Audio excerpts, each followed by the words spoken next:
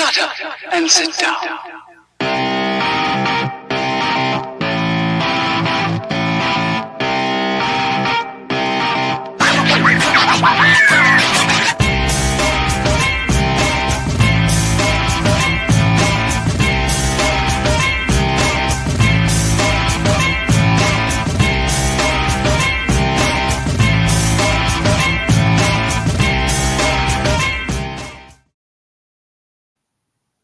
Here we are. Jax, you're muted. Oh no, there you go. Now you're not. Hello, and it showed that you were muted. I don't know. We're having anyway.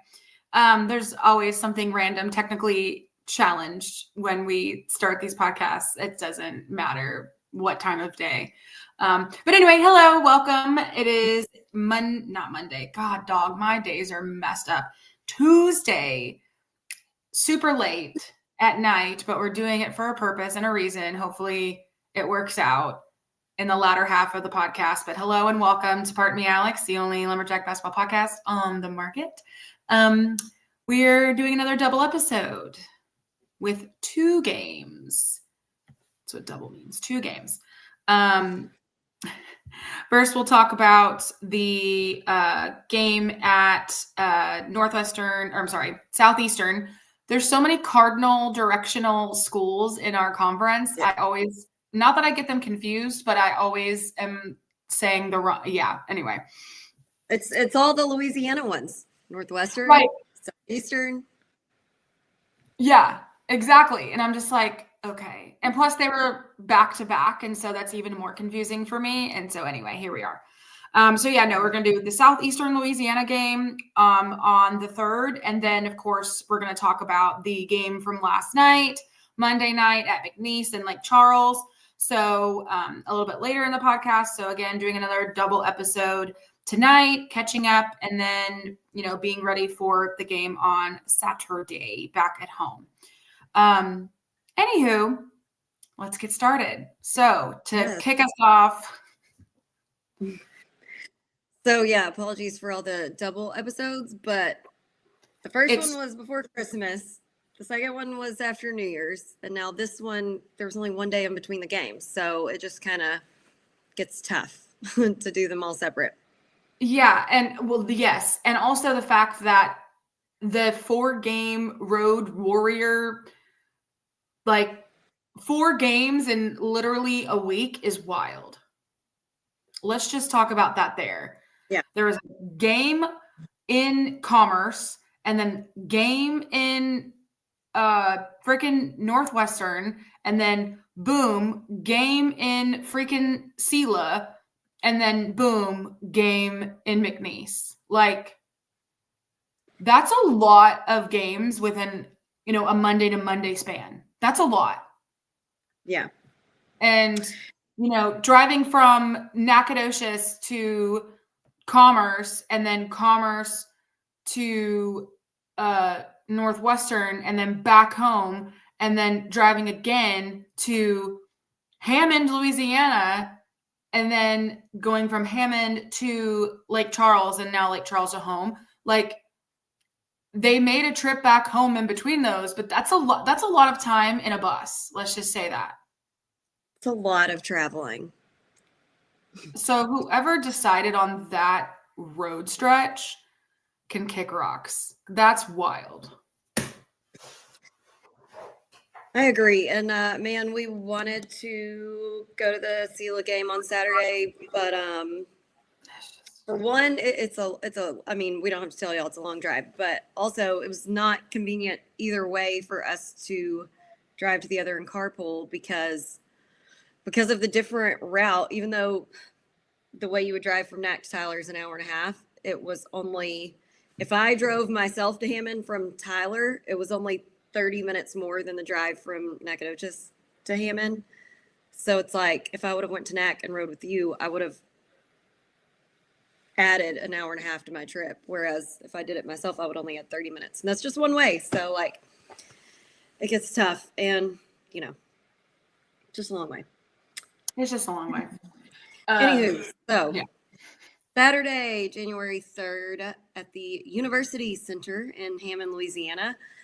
Cam's our first time back. So again, we would have loved to have been there, but I digress. So general history test. Hope they had some good food and snacks. I hope so too. I bet someone took. General history background. We had going into the game on Saturday, 27 wins and 11 losses in our previous matchup versus SELA. Our last matchup, we lost at home in January of 2025, 66-59. The largest margin of victory was 89-60 in 1987. Damn. And the smallest margin of victory was just 1 point, 61-60 in 1986. Really throwing it back, baby. Yeah. General game notes, we had same 5 starters, Keon, CC, Cam, Gerald, and Latif. We did win by 10 points, 73-63. Their attendance was 403. For Sean Kennedy's stat section, field goal percentage, 40.3%. 3 from the 3-point line, 30.8%. Dare I say the highest free throw percentage we've probably had at 78.9. Probably. I would have to go and do a quick little checky check, but while you're going through it, I'll check.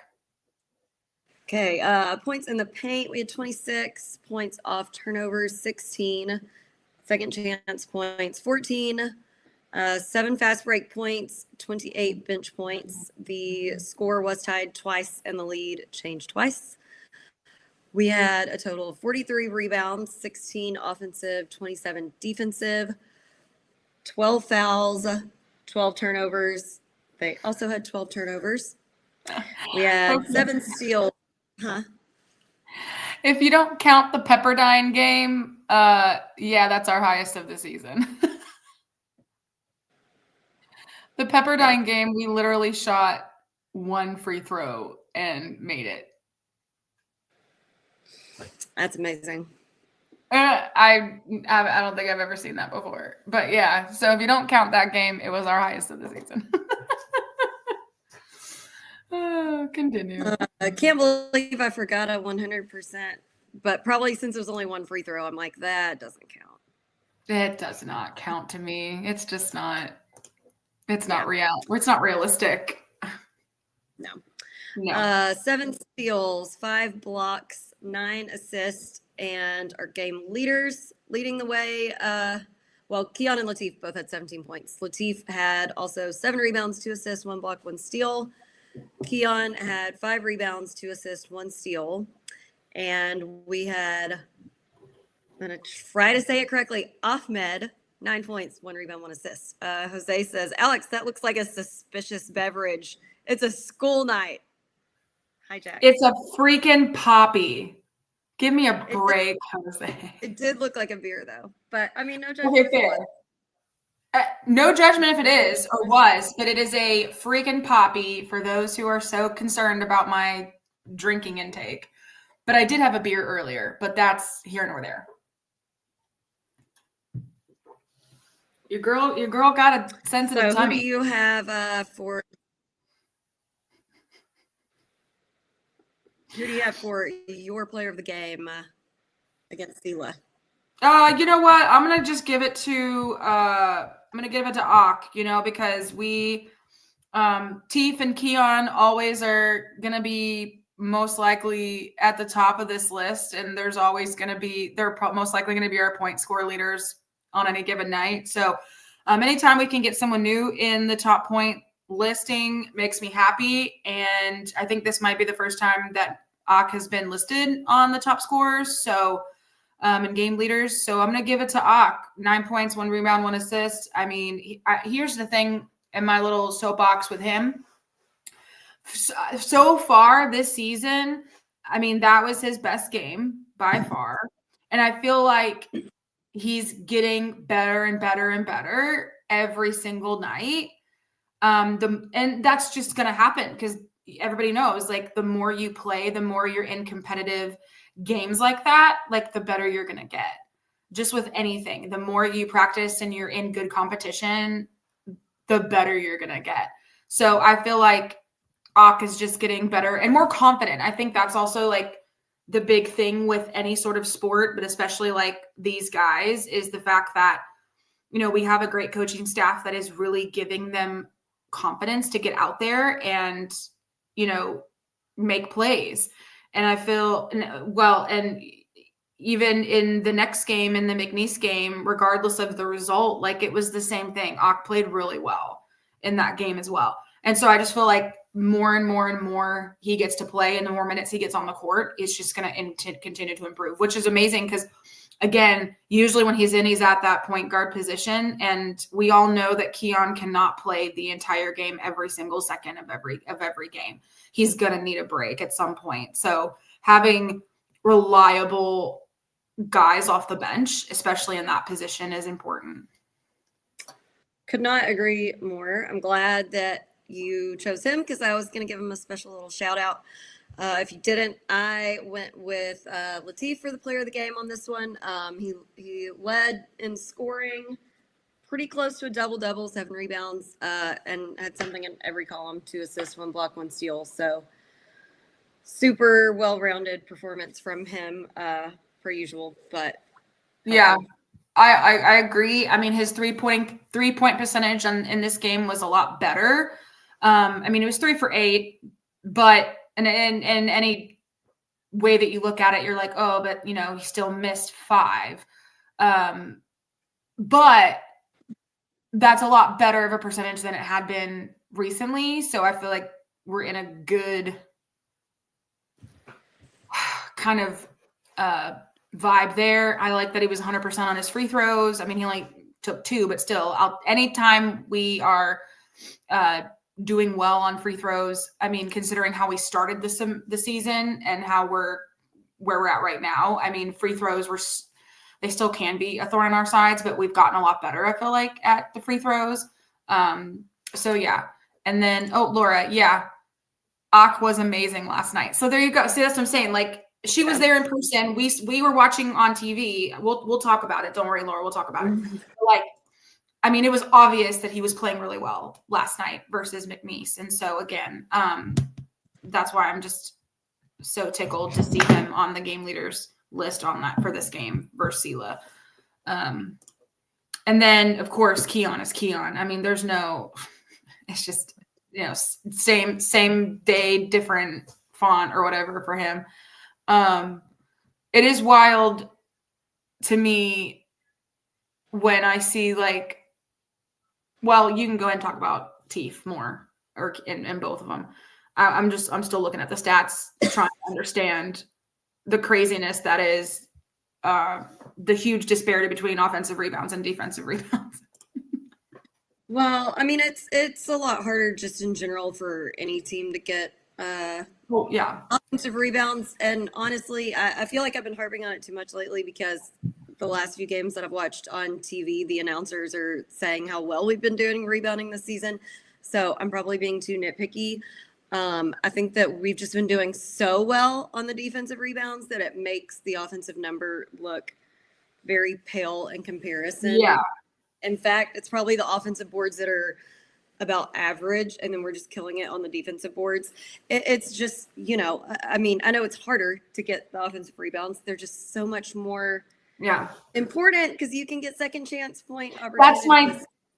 I think that's what I'm stuck up on, is the fact that we have so many opportunities for second chance points, and it's just, there's so many points being left out there that, you know, and again, you're right, getting offensive rebounds is really difficult, but you know, we're just so close so many times. I'm just like, the second chance points there is just, I think that's just, and again, we talked about this last time, is the fact that the fact that we're nitpicking on small things, like the fact that our offensive rebounds are less than the defensive rebounds. Like this is where we're at. The fact that these games, and we're playing so well for the most part. I mean, obviously there's small things here and there, but like, my God, how spoiled are we right now with this team that we're nitpicking the small potatoes like this? Yeah, we'll take that grievance any day and twice on Tuesday. I'm telling you, again, compared to like where we were at this time last year. And I mean, it was just a struggle to sometimes do these podcasts because I was like, wow, what are the feats of strength in this game? We didn't lose by many. You know what I mean? Like, I don't know. It was really rough last year trying to like find good things that were just kind of spoiled for choice now. I don't know. That's how I feel. Okay. More good from this game. I mean, obviously, other than the fact that we won, I mean, listen, anytime we can win by double digits is a good night for me. Let's see here. So two others that I didn't list on the game leaders, but who also had nice games. We had Narit with 8 points and 3 rebounds, and we had Yeti with 7 points and 6 rebounds. I mean, I'm telling you, I'm so glad. Double territory, you know? Inching, literally. Y'all know I've been saying this for a few episodes now. Is we are on the cusp of a like, oh, this is Yeti's breakout game. Like we're getting there. Like he's been playing just like with Ak. Like they've both been playing really, really well. And the more time they get on this dang court, the better they're gonna get. And we're there. We're getting there, baby. Like we're almost there. And like, I'm glad you mentioned Yeti. Obviously, Rit's Rit. I have no complaints there. But and you know what else about Yeti this game? He led the team in assist with 4. Wild. And that's out of only 16 minutes. He's leading assists. See, this is the kind of stuff I'm talking about. Like a few weeks ago, we would not be discussing him like this. You know what I mean? It's the evolution of these guys, watching it before our eyes. This is kind of the reason why we started doing this, is the fact that like watching them go from the first, couple games of the season, you're like, okay, they're playing really well together. I mean, this is a whole brand new team. 99% of the people on this team have never played together before. I mean, there's some guys that played in college together, but not really. And so it's like, ooh, we're not sure how this is going to go, but here we are. I mean, in January, a couple months left of the season, crazy enough. And it's like, okay, I feel like we're just barely scratching the surface of how amazing and good this team can be.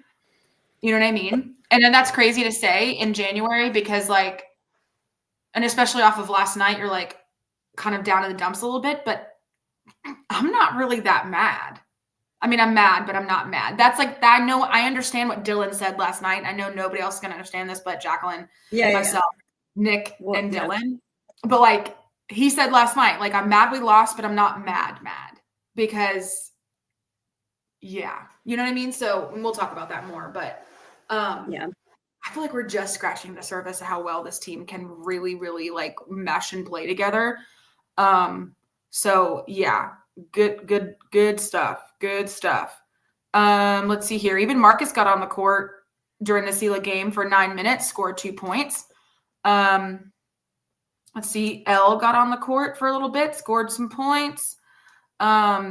This might be one of CC's lowest scoring games, which is wild. But he still got 5 rebounds out of the night. Yeah. Let's see here. He's always going to put up the defensive stats. I'll say that. Oh, for sure. Let's see. Melvin with the big prediction there. We will win the conference. Knock on some wood, everybody. Listen. Okay, go ahead. I think my last feat of strength, because I usually add him on the game leaders, and I guess it's based on that. But Gerald, per usual, leading the defense. He's got 8 rebounds, 4 points, 3 blocks, and a steal. Awesome.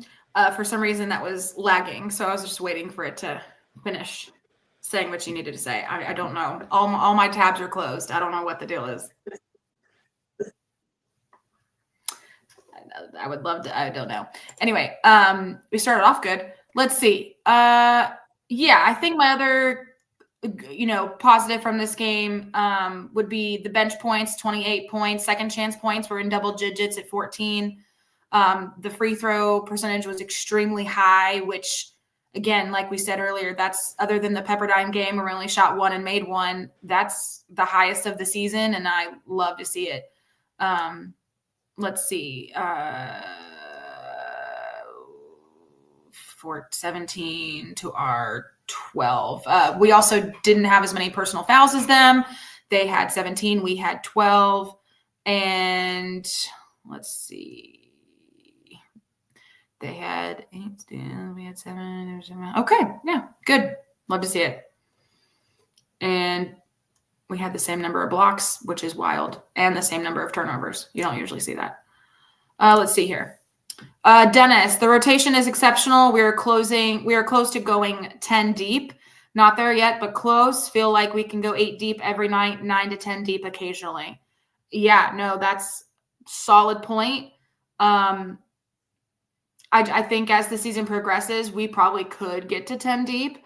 And that's a really great luxury to have, especially on games like last night where it's a very physical match and the guys are going to need more time to rest. And then, so yeah, I agree. Good point, DDT. All right, moving into grievances. Yeah. Cool. All right, let's go. No promise. The tradition of Festivus begins with the airing of grievances. I got a lot of problems with you people. Now, you're going to hear about it. You. All right.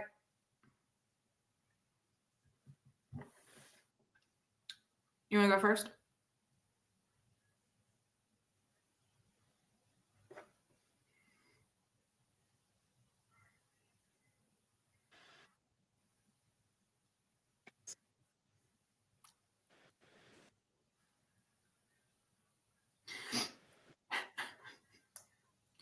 Yeah, not sure why it's lagging.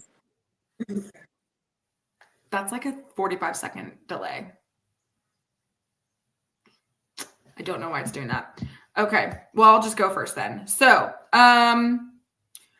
biggest issue, not biggest issue, but I think one of my main grievances for this game is, you go ahead, because I don't even really have that many. Okay, yeah. I think my biggest thing, again, it's not my biggest, but I feel like Cam is such a huge threat, especially behind the arc, and he played for 20 minutes and only scored 5 points. I want to see more out of Cam. We saw a little bit more from him last night, but I feel like even then, he wasn't in as long. I don't know. Like, it's just, I feel like that's been a kind of a weird thing that's been happening recently, is that he comes out more or just doesn't, I don't know, because yeah, it's for me, that's just really strange. Like him and Rit played for the exact same amount of minutes and he had 5 points and Rit had 8. I don't know. There's just a huge like disparity there. I don't know. I really can't put my finger on it with that. And then, I mean, obviously the other thing is the 3-point percentage. I mean, 8 out of 26. I mean, that's not great. That's just not good. To me, it's not good. I don't like that at all. I mean, I love the fact that we have shooters, but 8 out of 26 just doesn't do it for me. And I feel like our points in the paint, although someone would say 26 points in the paint ain't shabby, but I feel like, I don't know, I feel like those have been decreasing lately too, but maybe it was just the game itself was more physical down under the basket, so it's just harder to get points in the paint in that scenario. Oh shit. Okay. Jacqueline, any thoughts?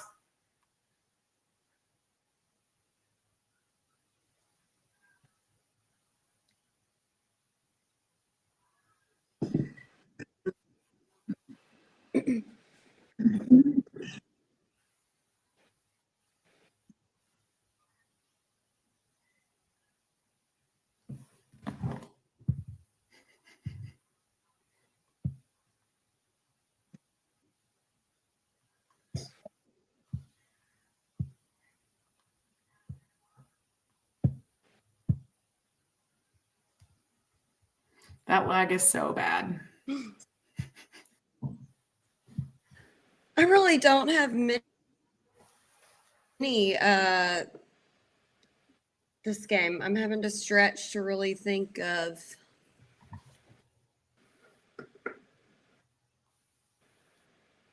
Mine's just going to be that I felt like garbage and was watching from the couch. How about that? I really don't have that many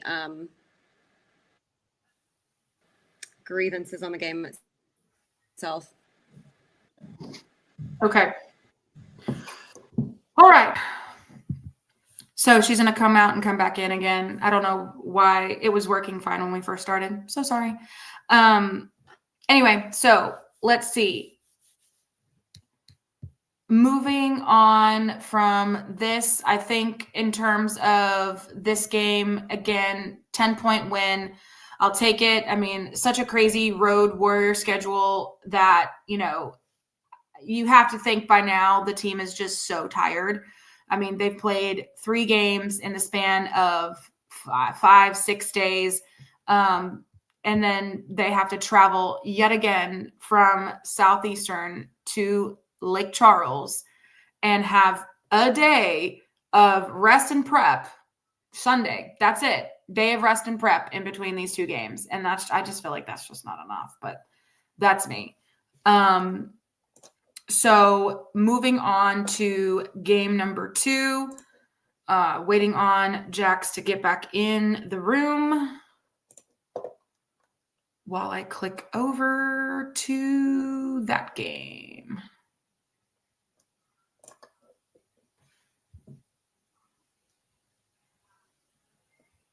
Okay. She's about to be back in. So, let's see here. There she goes.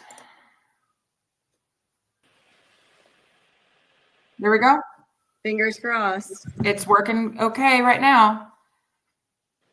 I don't know what changed, but okay. I don't know. I mean, let's embrace it. And yeah, just let her done. All right. So moving on to McNeese. Alrighty. Yesterday. The first Monday of the week is today. Also felt like a Monday. Facts. January 5th at Townsley Law Arena in Lake Charles, Louisiana. So as I said earlier, Alex and I did not make this trip. To a long drive and very busy work week for both of us and me feeling like garbage. However, Laura did make the solo trek. So she was there. That was fun. I'm glad that she was. Wish we were there, but also we hate McNeese. So, I mean, whatever.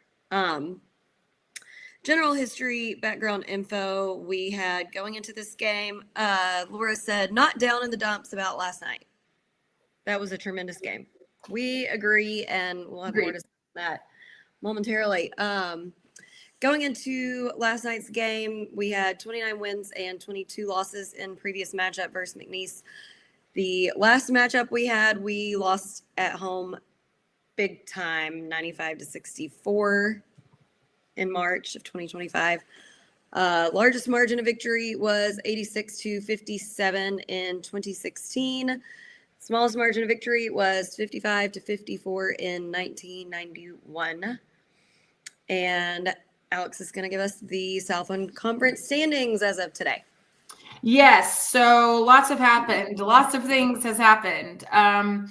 So since we lost last night to McNeese, Nichols now has sole possession of first place at 6-0. McNeese and us are tied at 5-1. With McNeese with a slight advantage over us just because their overall total is a little bit better. Let's see here. A&M Corpus Christi at 4-2, UIW at 3-3, same as New Orleans. They're at 3-3. Then we have multiple teams at 2-4. Let's see. We have Lamar, UTRGV, Southeastern, and Northwestern, and then East Texas A&M, aka Texas A&M Commerce, and HCU are both at the bottom of the pile at 1-5. So that is the current Southland Conference standings. Oh, hold on. We got a comment. Hello from the other side. I must have called 1,000 times. Hi, Kyle. We miss you, Kyle. We miss you, Kyle. We'll have to have you back on before the end of the season, since you're stepping away from the podcasting life. General notes for the game: same starters: Keon, CC, Cam, Gerald, Latif. We did unfortunately lose by just 2 points, 66 to 64. McNeese's alleged attendance was 2,784. Sean Kennedy's stat section.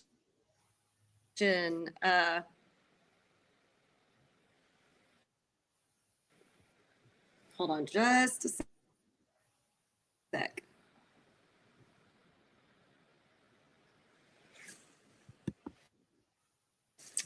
All right, while I'm reading that, check yo text Alex. My dear, John Kennedy stat section, field goal percentage 43.1%, 3-point percentage 37%, free throw 57.1%, points in the paint 30, points off turnovers 9, second chance points 17, fast break points 0. Bench points 20. The score was tied 7 times and the lead changed 5 times. Total rebounds 40. We had 14 offensive and 26 defensive. We had 16 fouls, 15 turnovers. They only had 7 turnovers. We had I have here on my notes 14 assists, but I do not think that's right, but maybe it is. 14? Game leaders, we had Latif with 15 points, 7 rebounds, 5 assists, 2 steals. Cam with 9 points, 3 rebounds. Keon, 8 points, 1 rebound, 4 assists, 2 steals. And Ahmed with 8 points.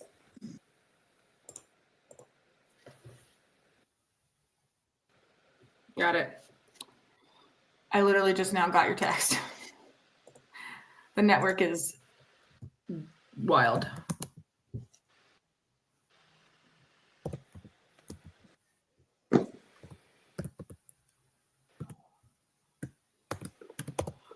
Okay, so who is your player of the game, Jax?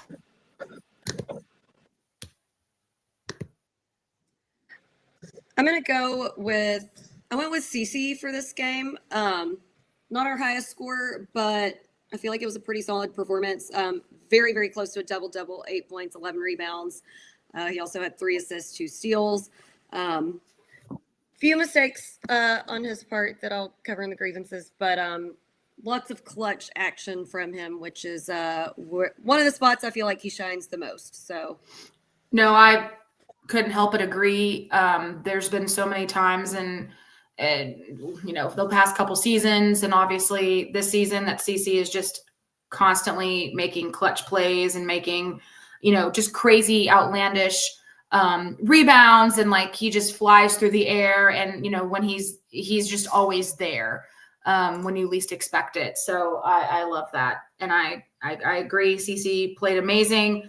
I think for me, I'm gonna give it to I complained because Cam hadn't been hitting as many shots or just the production wasn't great, but like he had 9 points and I think all of them were threes.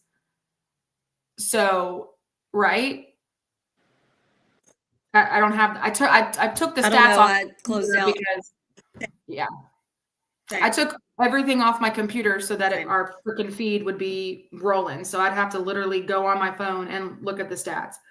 But anyway, so I'm pretty sure they were all 3 were threes. 3, 3, 3, 3, 3, 3, 3. That's 9 points. I'm pretty sure that checks out.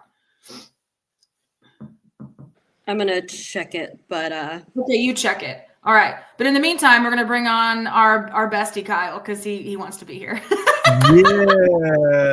Yeah. What's going on, Hey, guys? Hi, buddy. I should have put a little headline on my thing when I got in. I didn't realize that's what that was. You know, where you guys got that McNeese hater and Louisiana road trip. So, Yeah.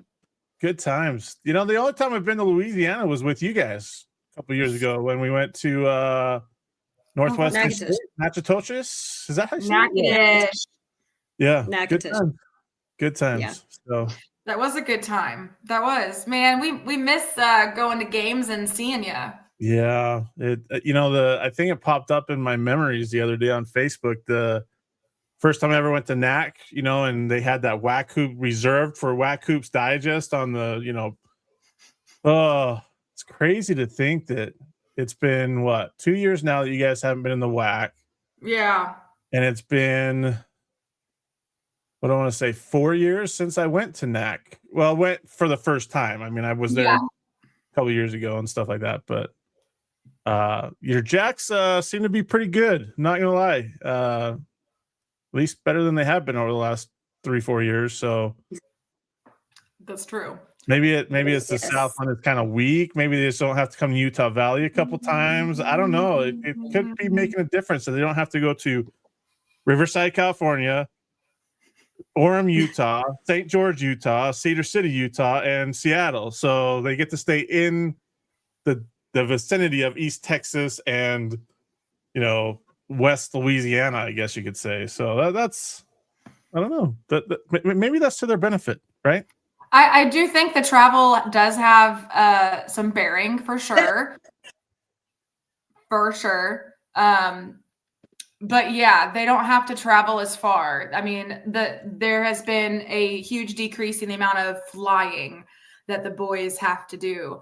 But as you can see, having 4 games in the span of a Monday to Monday still sucks. Yeah. I would agree with that. That's a lot of games. Yeah, no, it definitely has decreased the spending and the travel budget, and also fans like us can actually toss around the idea of driving to a road game on a weekend or a Monday. So they definitely have more fan support. Yeah, no, hey, it's a good thing. I'm not saying it's a bad thing. I think it's a great thing. I mean, wait, it's gonna be weird next year when Utah Valley and Utah Tech and Southern Utah aren't in the same league, where they're like 3 hours apart, and but at least Utah Valley won't have to. They'll basically go into the state of California the entire time. They don't have to go anywhere else to play games next year in conference. So that's crazy. Yeah.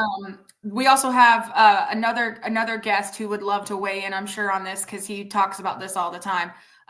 Let's bring in Matty A. Hey, what's up, guys? Thing here tonight. It's a party. What's up, y'all? How's everybody doing? Oh, just dandy. What about you, my friend? Oh, I'm exhausted. Just living the life with kids, Yeah, I feel you there. Jackson and I have no comment there because Yeah. Well, dad life has its perks, but it also has its times where you just want to throw your kid against the wall and live your life sometimes. So I don't know what that's like. Oh God. I know, because I know Matt has definitely, he was mentioning too on Twitter about this 4-game road schedule. I mean, just absolutely insanity. Yeah. I know it happens. This happened before, and I know it happens to other teams, but I mean, nobody in any league, I feel like, should have to play 4 straight road games that close together. If you're going to break it down or break it out further than a week, that's understandable. But yeah, 7-8 days or whatever it was for 4 games is a lot in general. But having to travel, even though it's not far, like Natchitoches isn't far, Commerce wasn't that far, but I mean, it still wears on you to have to get on a bus, get cramped up on a bus for a couple hours, then have to get out and play, and then keep doing that every couple of days. I don't know. It's like for the guys have to go through that, but I thought they did pretty well, all things considering. So Is that the only kind of trip they have to take all season, like in that stretch, or do they have other stretches where they're There's 4 a couple games in like a stretches, week? not 4-game stretches. There's a couple, Yeah. at least I think a 3-game stretch I looked at, but yeah. And That's the longest one. I tried to have ChatGPT actually analyze all Southland schedules. So I went to the Southland side and tried to analyze to see if there's anybody else in the conference that had a 4-game road trip, much less that close together. And it couldn't do it. So I was hoping to have some better data tonight, but came up a little short. AI failed you. AI failed you tonight. It did. Don't say that too loud, because then it'll hear you and then it will come back and haunt us. So Yeah, that's a good point. Yeah. Be nice to the AI. I always say. Okay, so is this 4-game stretch and the other maybe 3-game stretches that they have comparable to the worst stretch that they had in the WAC? Like maybe what was it, the last season, or was it a 2023 season where they ended like 4 straight games on the road where they had to go to like Riverside and Utah Valley and Seattle, and I think it was Grand Canyon was in that mix too. Like that was a brutal 2 weeks to end the season. Yeah. I was thinking about that too, because there was a pretty good stretch where we had all West Coast games in a row. Mm-hmm. So yeah, I mean, again, like at least it was not as far in the Southland, but still. Here's a story for you, though. I'm gonna point this out. The WAC basically gave a big FU to CBU when they scheduled their conference schedule, because they're the preseason favorites. They had to go to Utah Valley, to UT Arlington, and to Tarleton State to open up WAC play. They gave a big FU to the Lancers because the Lancers, are bolting for the Big West. I can't say that on the WAC podcast, but I can say that here because I don't think the WAC are watching it. But like, I could say that here. They gave a big FU to CBU. It's kind of funny. So that's wild. That's a pretty rough swing. Yeah, for sure. Yikes.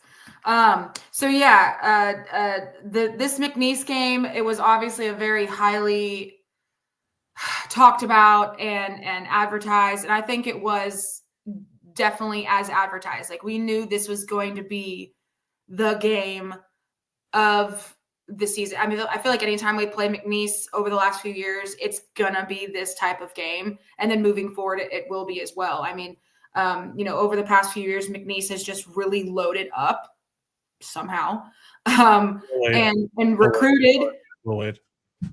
Yeah, that.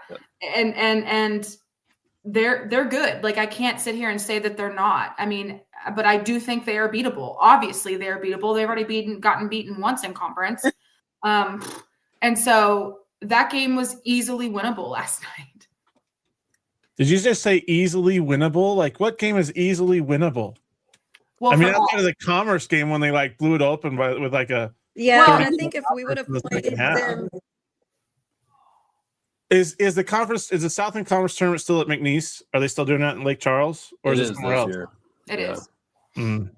So dumb. Yeah, so I think the point she was making is that at the end, it was a very easily winnable game. Like, obviously, any game is never easy. Going to Rose is not easy. Going to Lake Charles is definitely not. It's not easy. But the way that we played, we had the lead for the majority of the game. At that point, it's a very, very winnable game that I think the guys will probably look back on and think they, probably had that in the bag. Not in the bag. Shouldn't say that, but definitely, again, they should have won. That's exactly what I meant. Like, they should have won that. Yeah, and I think if we would have played. Am I still like lagging on talking? I guess. Yes. It's okay. You're in Tyler. We get it. Okay. Well, I'm going to continue on now that I have the floor for a moment. Sorry. So I think that game we could have won it any other time except for the last game of a 4-game road stretch, because honestly, like my dad kind of said that last night. He was like, "This is such a long road stretch. Like, I hope tonight isn't the night that snaps it." And I think it was just a perfect storm. Like, they are strong, but I think they're definitely beatable. We just played them at the worst possible moment. Agreed. I feel like if maybe we would have started with McNeese on the road trip and then ended with, Commerce or even with Northwestern or something, I feel like it would have probably been a very different result. But shoulda, woulda, coulda. It's done. It's in the past. We get to play them one more time and hopefully, fingers crossed, get some revenge. But Where were we on the stats? I know you'd went through them, but God bless. Hey, you guys, I got to jump off. We're going to go. Me and John got to go record our No Sauce podcast. So, well, fine, I guess. Okay. I'm sorry. The stats thing, that's for you guys' Cypher. I just wanted to say hi and miss you guys. And Matt, I'm actually coming to Dallas this weekend. So if you're in town, maybe I'll hit you up and we'll see what we can figure out. Maybe go to dinner on Saturday or something. If there's Does SFA play at home this week? We do. Yeah. Do they play on Saturday? Yes. Probably. It's an afternoon game though, isn't it? I mean, no. Yes. I think it is because I was looking at it to see if I could come down after 5, I think. Yeah, I wouldn't be able to make it because that UT Arlington ACU game's at 2 in Arlington, so that's too bad. I mean, you could always extend and stay till Monday because we play at 6 o'clock. You know what? It's honestly, I thought about it, but I think my wife would have killed me if I would have decided to stay till Monday. So, well, if you can get wild hair and change your mind, you have free room and board at Casa de Rams. How about that? I'll see what I can do. I mean, this is the end of your podcast journey, so Well, that's the beautiful part, though. Here's the beautiful part. See, next year I'm not covering WAC teams, so if I come to Texas, I don't have to worry about a WAC game. I can just go to NAC, come for fun, hang out, and watch a ball game or whatever, right? Like that's. I'm going to be a fan, from here on out, which I am looking very forward to. So. But we hope we can still get you on the podcast every once in a while. Every once in a while, of course you will. So. Okay, good. All right, you guys. We'll see you later. All right. Bye, Kyle. Thanks for coming on. All right. So, yeah, where were we on? You went through the stats. But...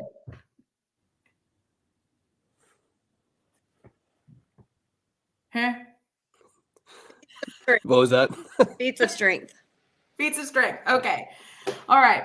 So, man, even though, yes, I know we got the L in this game right at the end by 2 points, but I mean, we held our own in this game. There were multiple chances, multiple opportunities. I got to pull the stats back up. Hold on. I deleted them. Let's see here. So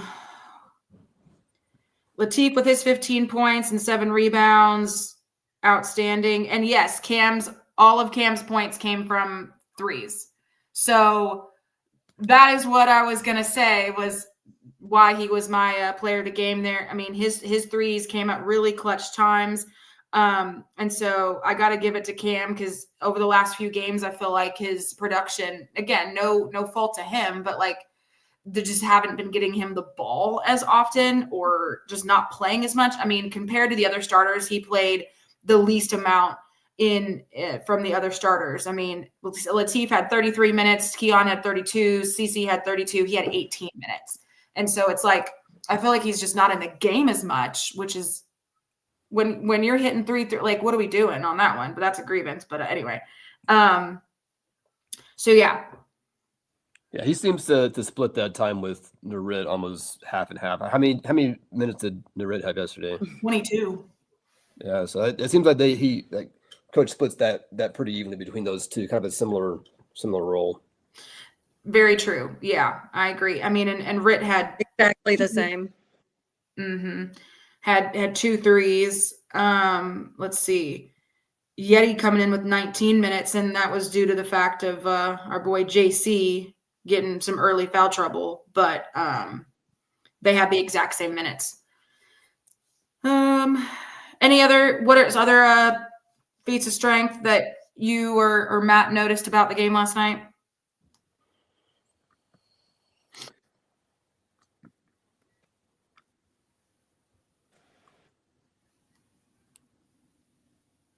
She's talking, but I can't. It'll catch up. Don't worry. Okay. Honestly, I mean, the field goal percentage and the 3-point percentage were both good. 43% from the field and 37% from the 3-point line. Like, I'm not mad about that at all. We had 30 points in the paint. You're just going to have to wait for it to catch up for whatever reason. We had 30 points in the paint, which is great. 40 rebounds. if it's correct, 14 assists. So, I mean, I'm happy with all that stuff. Yeah, I think for me, it was just the turnovers. And, with the way McNeese plays and the way they press, you're going to have some additional turnovers probably than what you're used to. But I think that was the biggest point. I mean, it's every turnover is one less shot that we get up, right? And the tie game at the end, every possession is crucial. So that turnovers for me were the biggest difference maker in the outcome, I think. Yeah. I mean, basically that leads right into the grievances. I mean, I agree. I mean, we both had 30 points in the paint. So we were both crashing the boards constantly. But yeah, those turnovers were big. I mean, McNeese had 7 compared to our 15. And I feel like that's the most we've had all season was 15. Yeah. I went through a couple of the last 6 or 7 games. I think one game we had 12. And I think 15 was the most of the season. So yeah, it's a little unfortunate. It's crazy. Let's see. And then 16.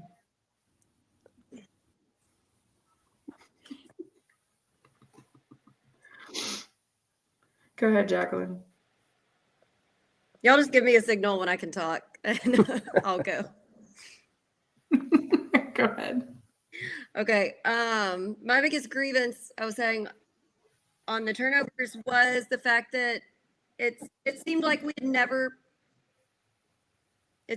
never played against a press. Like, I know these guys have practiced breaking a press. I know they practice against a press, but it was like we just completely forgot how to break a press, and everyone would panic and dribble into the sideline. We had at least 2 turnovers that were backcourt and or not getting across half court in time. I don't know. I don't know why they couldn't figure it out, but like after the first couple of turnovers, just have someone else go backcourt to help out. Like, I don't understand. No, I completely agree. The multiple 10-second violations, I think having one is enough for me, but there were multiple of them, at least 2, maybe 3. I agree with that. That was very frustrating. I don't know what the deal was. I mean, they kept getting double teamed. Like, they just could not figure out the double teaming. Just couldn't figure it out. It was almost just like they've never been double teamed before in their life. And it was very frustrating on our end. I can only imagine how frustrating it was on the coaching staff and on their side, the team itself, the guys themselves. I mean, there were a few other things that I'm trying to recall off the top of my head that were very annoying. I don't know. I feel like there were a few wild calls that probably shouldn't have been called. Yeah, a couple of those offensive fouls in the first half. I was like tough. That one coach was pretty adamant, and you could tell he was asking. It was a clear offensive hook where ball carrier uses his off arm to hook the player and get by him. Call the foul on us instead. They get a 3 right after that on that same possession. So it's a big call. I thought they should have asked the refs to review the elbow in the face that I don't remember who it was. It may have been Smith that took on a layup attempt. The guy just elbowed him right in the face, which could have called a basketball foul, I guess, basketball play. But I mean, that's something normally you would ask to have the ref review, but they didn't. But can't expect calls like that on the road most of the time, anyway. So it is what it is. Yeah, no, actually, that sparked memory for me too. I feel like also we totally just forgot how to take a charge correctly too. Just not getting our feet set, and there you go, blocking foul. I mean, go ahead, Jax. Okay, I'll just do that from now on.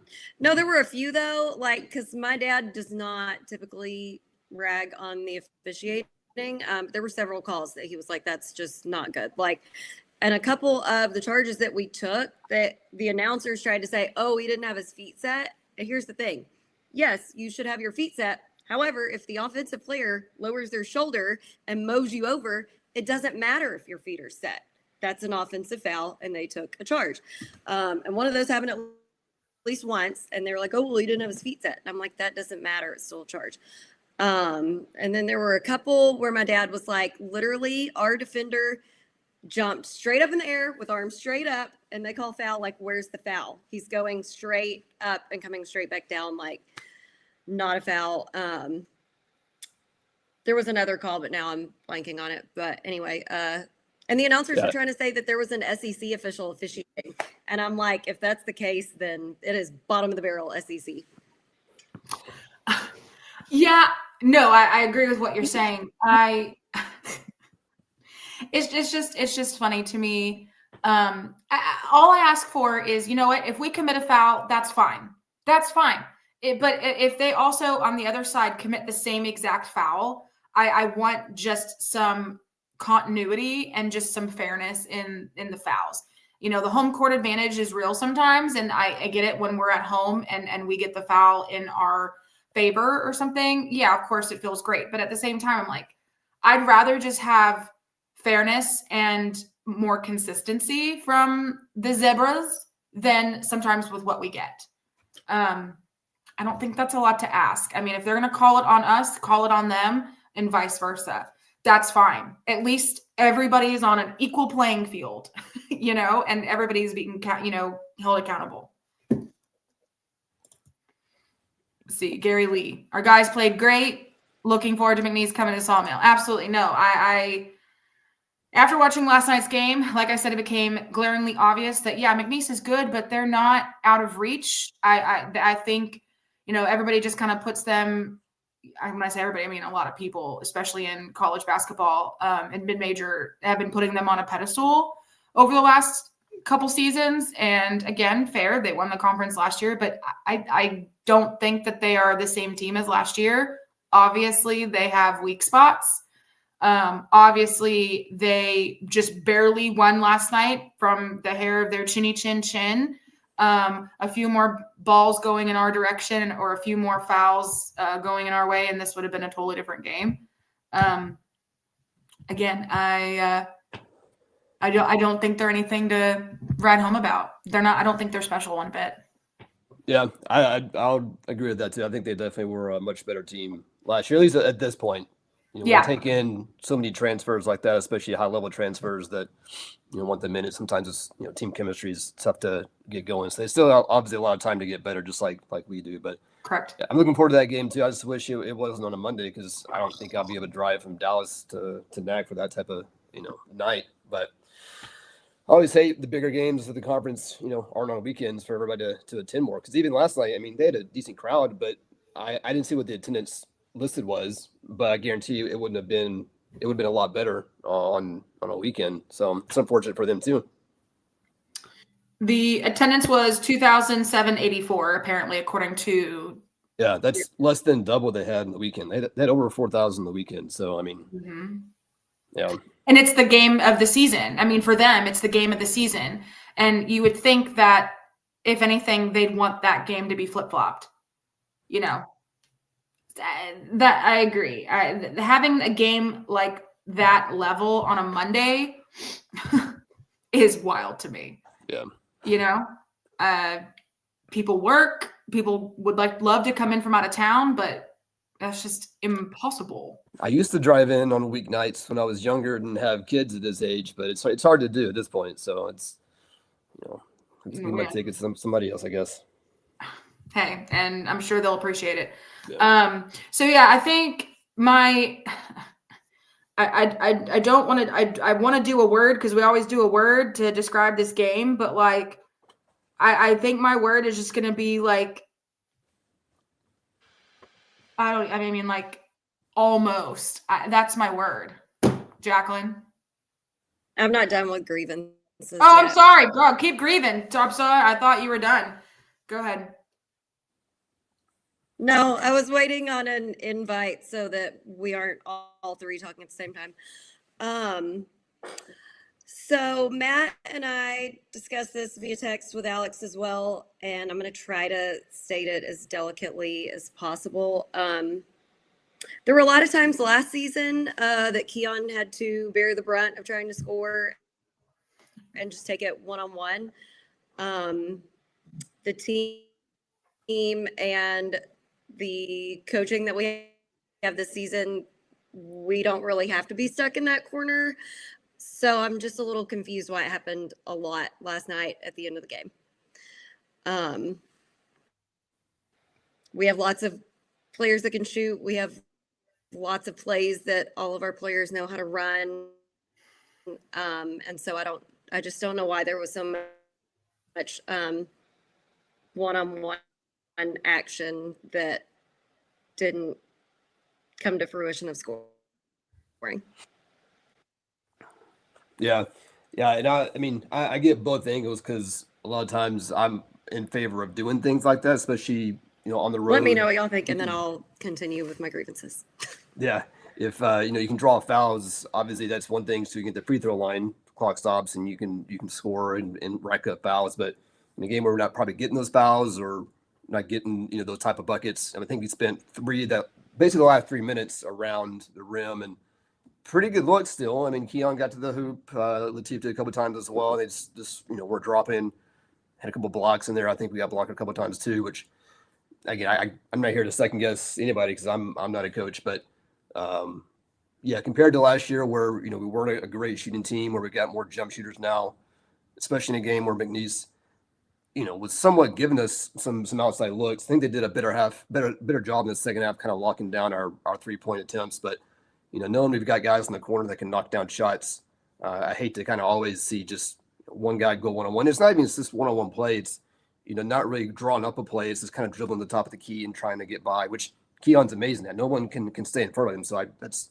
amazing. But at the same time, it's just one-on-one and not moving the ball to get that one-on-one opportunity. Sometimes it's easy to look back on it and wish maybe we had kicked it out for a shot or whatever. But again, I'm not here to second guess. It could have worked out, could have been differently, but yeah, I agree. It would have been nice to, maybe get some extra shooters in there to get some shots up towards the end. I mean, agreed. I could see maybe trying a few times with Keon or Teef, like trying to drive in but also drawing them in and then kicking it back out to Rit or to Cam, having both of them in at the same time.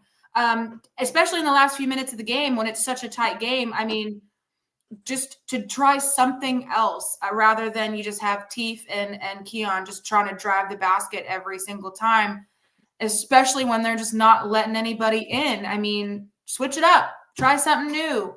I don't know. I agree. I think that was really frustrating. Obviously not only for us, but also for the team as well.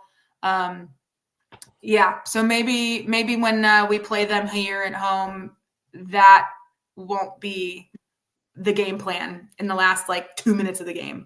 Well, we probably get some more of the foul calls down there too. That will help too. So one would hope, unless we have certain refs who just love to call everything, and we know who those people are. But yeah, so Jacqueline, thoughts on that?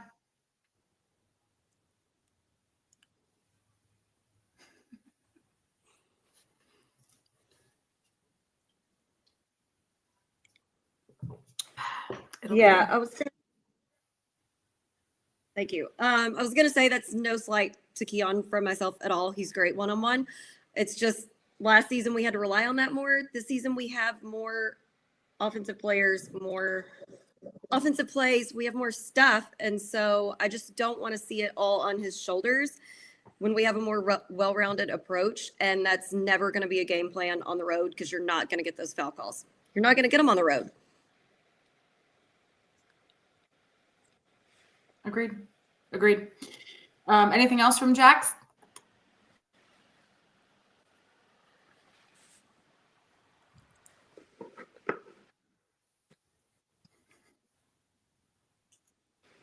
Yes, I hate the cowbells, and I don't know how they're not against the rules for noisemakers. I just don't understand it. I could hear it the whole broadcast, the stupid cowbells.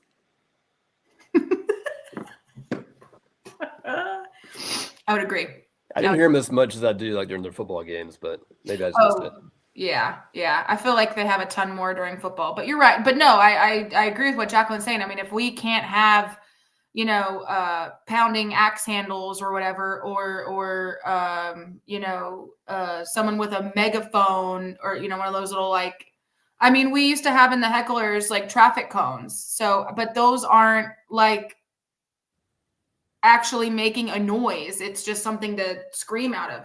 So I don't know. I don't get it. I agree. I mean, if we can't have thunder sticks, what's the difference? Good point. I mean, but it's the same thing with Mississippi State. They also have freaking cowbells too. I mean, and probably every other school that's called Cowboys or whatever has freaking cowbells. I mean, be original. I don't know. Anyway. I think my other last grievance is the fact that this was on a Monday night and I could have went. It would have been a struggle. I just started back at work literally yesterday. And I had everything to do under the sun. And the fact that this big of a game was on a Monday night all the way in Lake Charles is just not conducive to traveling fans. I mean, unless you are retired with nothing to do, or you work from home, or you have such a flexible schedule that you can literally go anywhere, do anything, you're screwed. Can't go, can't do anything.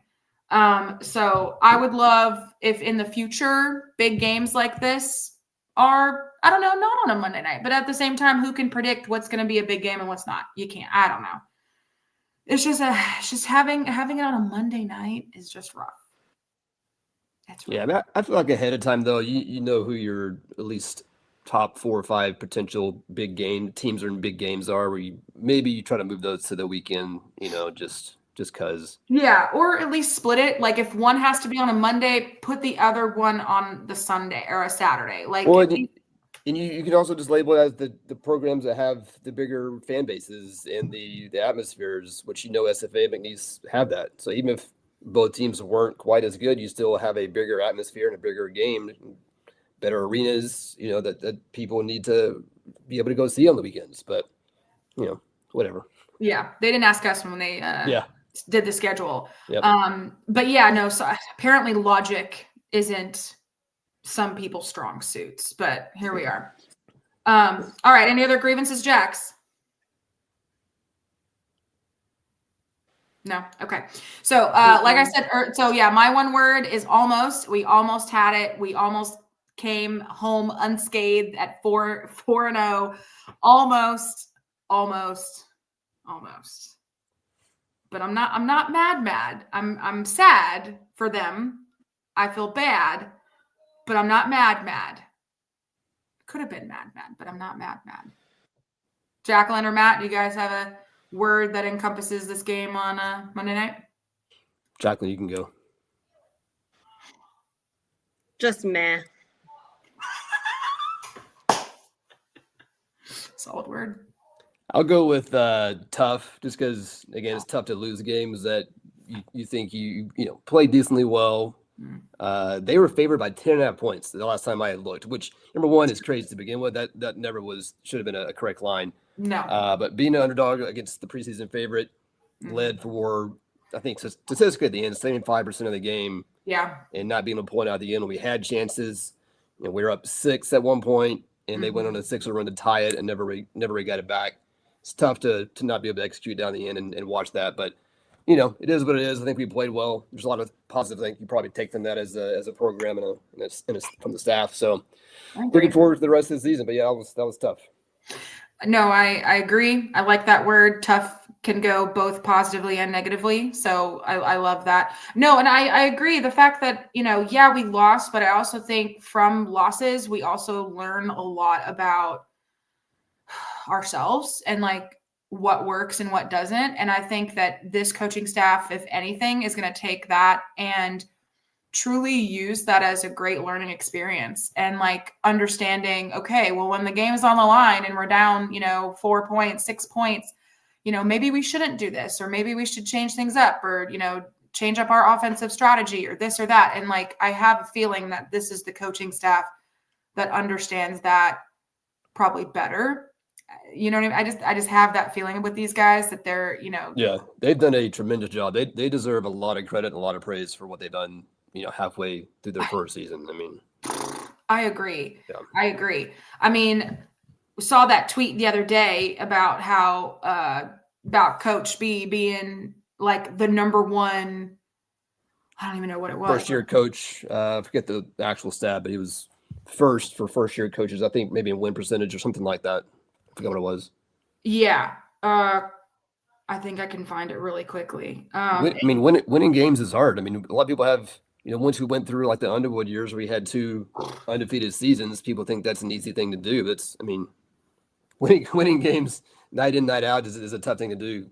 You can lose to any team any night when you have an off shooting night. So, I mean, being 4-1 now, I think is pretty solid no matter what. Totally agree. I thought I shared it. I guess I didn't. But yeah, no, I totally agree. There's still a lot of season left. There's still a lot of opportunities for learning and growth and continually improving. And so, I mean, like I said, I'm mad, I'm sad, but I'm not mad. I'm not big mad. I'll wait. I'll hold on to the big mad for another night. Okay. So as a reminder, everyone, obviously there are 2 home games coming up this weekend. You got Saturday at 5:00. We are playing Houston Christian, I believe is who we're playing. Yeah. Not Houston Baptist, Houston Christian, just different religion, same basic core tenets for the most part. You know what I mean? Anyway, so playing Houston Christian in the Sawmill at 5:00. That's on Saturday. And then on Monday, we have another home game. We are playing Incarnate Word. And it's a doubleheader. What Jacqueline said. Yeah, doubleheader. And then on Monday, Incarnate Word, 6:00 in the Sawmill. Again, if you're able to attend, people, please make sure you're there. And if you aren't, and if you can't. Saturday's the doubleheader. Yes, Saturday. Yes. And if you're not able to go to the game, just like Matt, give your tickets away. I got tickets away. Just hit me up, Twitter, whatever. Send me a DM, and I'll transfer my tickets to anybody that wants them. For both games, I'm assuming? I only have the men's tickets. I don't think they get in for both. No. I mean, for Saturday, Monday. Saturday, Monday. Yeah. For both. Yeah. So if anybody's out there and they want to go to a game, Matt has great tickets. They're what? They're half court, aren't they? Yeah, second row, mid court, behind our between the benches. So it's hard to argue with them. And that's also really good seats. So if you're interested in going, how many tickets you got? 2, 3, Yeah, 4? 2. I got 2. So Matt has 2 tickets for both games on Saturday and on Monday. If you want to go to a game and don't really feel like spending a lot of money, well, I think Matt can hook you up. Free tickets. Free 99 is a great number. Just saying. So hit Matt up on Twitter or Insta or whatever. What's your Twitter handle for those who don't follow? CBB Run the Point. I almost forget what it actually is. I think it's CBB _ Run the Point. I should have put it on my tag here for the podcast, but it's at CBB _ Run the Point. Yeah. Yep. So hit Matt up for them tickets. Y'all, first of all, I can't believe it's already January. Second of all, I feel like we're in so much better position than we were at this time last year. It's not even funny. We're enjoying basketball again. It's fun. It's exciting. I'm loving it. It's great. My mom's watching the Houston game right now in there, and I can hear her screaming. I don't even know what's going on, but all I can hear her in there is saying, "Oh my God." The Texas Tech Houston game. Anyway. All right, guys. Matt, thank you so much for coming on and joining us and giving us your 2 cents and your thoughts about the game last night. Obviously, wish we could get that one back, but we have one more opportunity to get some revenge back in the Sawmill very, very soon. Hope you guys have a wonderful night. It is almost 10:30, so it's almost time for bed. I'm going to bed. Yeah, Matt's going to bed. I'm sure he had a long day. We've all had long days. I thought it was Monday for half the day. I'm not going to lie. So love you guys. Thank you again, as always, for your support. And as always, axe 'em jacks. Wait for it. Wait for it. It's coming.